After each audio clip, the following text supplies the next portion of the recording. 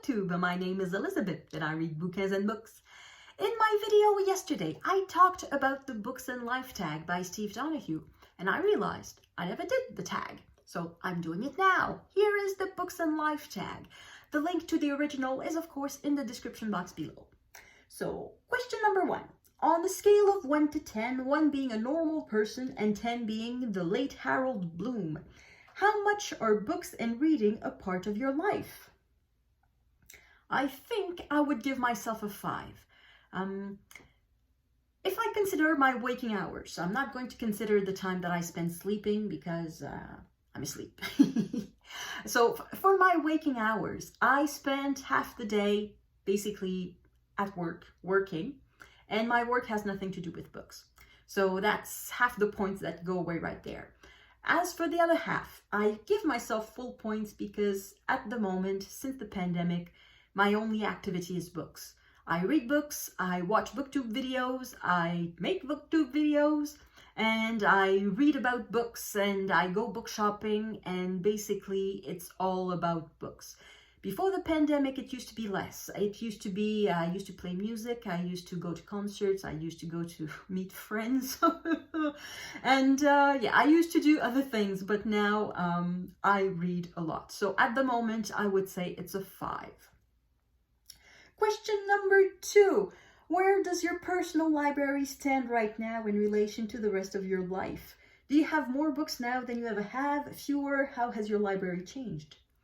I have more books than I ever had for the simple reason that I buy books and I don't get rid of books.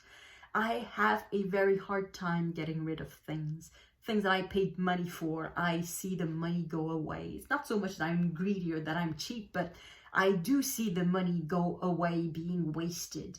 So I keep the books that I buy, even though I read them and don't like them and know I will not read them again. I keep the books. And when I run out of space on my bookshelves, I buy a new bookcase. So yeah, I keep having more books than ever. As to how it has changed, how my library has changed, the main change I would say is in language. It used to be 100% in French, or almost, I would probably 99.5% in French, let's say. And now I would say it's about 75% in French. And recently, in the past 2 or 3 years, I've been buying more books in English than in French. So I think English books are taking more and more space on my bookshelves. So that is a way in which it changes. And also nonfiction is also taking more and more space on my bookshelves. So these are 2 ways in which my bookshelves, my library has changed, I should say, in the past few years. Question number 2. No, that was question number 2. Question number 3. Take a mental step back and ask yourself, what is the most likely first bookish impression a newcomer would have in your home? Well, the person would notice that there are books. I don't think that the impression is overwhelming as you step into my apartment, because the way it's made, you don't see the living room right away. You enter in a little corridor. And once you get in the living room, it's not that bad either, because I don't have a wall that is floor to ceiling bookshelves. It's multiple smaller bookcases. A person who arrives at my place for the first time and sits probably will see, oh, there's a bookshelf there. Oh, there's another bookcase there. Oh, there's another one there. Oh, and then there's a chimney. Okay, there's a whole bunch of books. Everywhere they look, there are books. But yeah, they would quickly realize that they are within reach of a book. Anywhere they sit in my apartment, you are within reach of a book.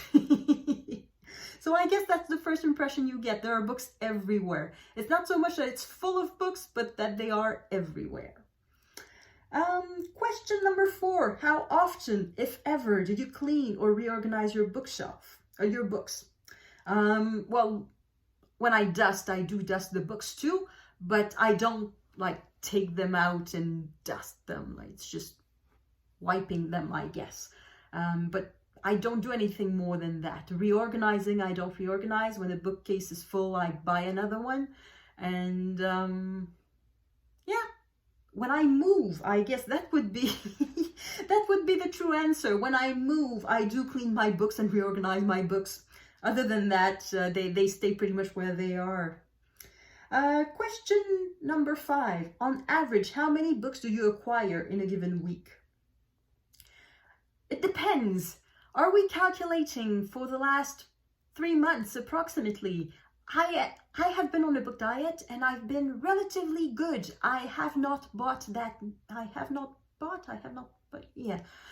did not buy that many books in the last 3 months. In the past 3 months, I would say my average is under 1 a week, which is very good because I want to get rid of my unread books. However, if we take into consideration perhaps a more significant length of time, let's say the past 2 years, then the average would be probably at 3 books a week, which is about the same number that I read, but I read books from the library and ebooks.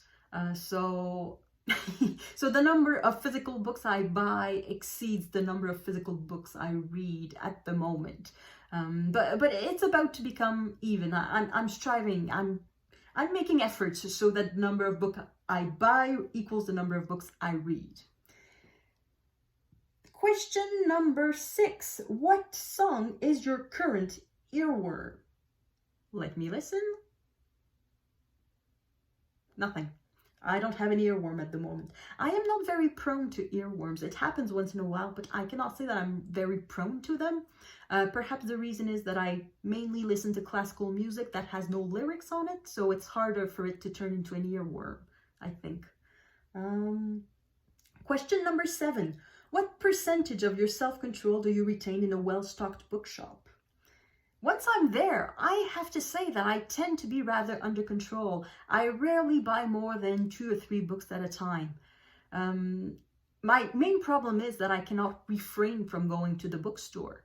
I like to go to the bookstore, even if I don't have anything to buy in particular, even if I have 150 books I haven't read in my apartment, I still want to go to the bookstore.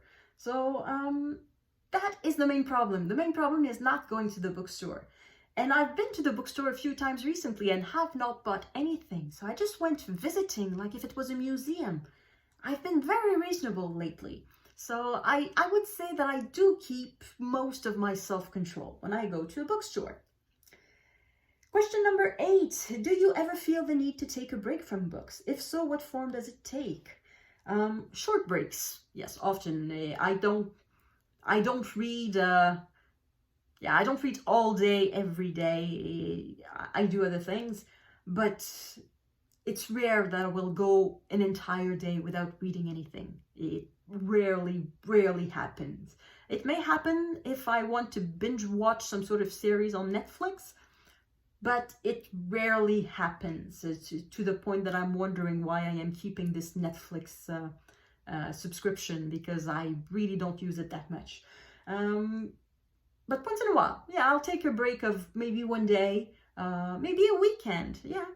It's not so much that I will not read at all, but that I will read less. That is the break from books. It's reading less. It's not reading at all. And I don't remember a time in my life when I had never, when I completely stopped reading, when I did not read anything for a full week or for a full month. I don't think it ever happened. Question number 9. When you meet a new person, how long does it take you to bring up books? I won't bring them up first. I will wait for the other person to bring them up, and I hope they will bring it up, because that would make a fun conversation. But I will not bring up the books first, well, unless they ask, what do you like to do in your spare time? I read books. Okay, then I will bring up books. But if it's at the professional circumstances or something like that, I won't mention them at all. So, and anyway, in the past 2 years, I haven't met anyone new. Yeah, because we work from home. Question number 10. Have you given any thought, made any provisions for your personal library after you croak? No, I have not made any provisions specifically for my library, and as for the thoughts, I'm well aware that my library is worth nothing. There's not a single valuable book in there, and it's valuable to me because I paid money for them and I like my books, but I know that for a lot of people it's just a bunch of useless books. So I am perfectly aware that my books will end up at a garage sale, at the Goodwill, at a used bookstore. I don't know, they will go to charity, they will be scattered all over the place. My library as a whole is worthless. So it's not going to stay together. There's no reason for it. Question 11. Are you known among your friends and loved ones for your weird and probably unhealthy relationship with books? Yes. That's it. I don't think I have anything else to add to that question, to that answer. Yes, I am known for my love of books. I am known for really liking books. But I hope they don't think it's unhealthy, because it's not that bad. 2 or 3 books a week, it's reasonable. It's very reasonable. So, yeah, that was the last question. So if you have not done the tag, please do it. It's an easy tag to do. You just need to chat a little bit in front of the camera. Thank you everyone for watching. I will see you in the next video, which should be tomorrow if I'm sticking to my Vlogmas thing. Have a nice day, happy reading, and à la prochaine.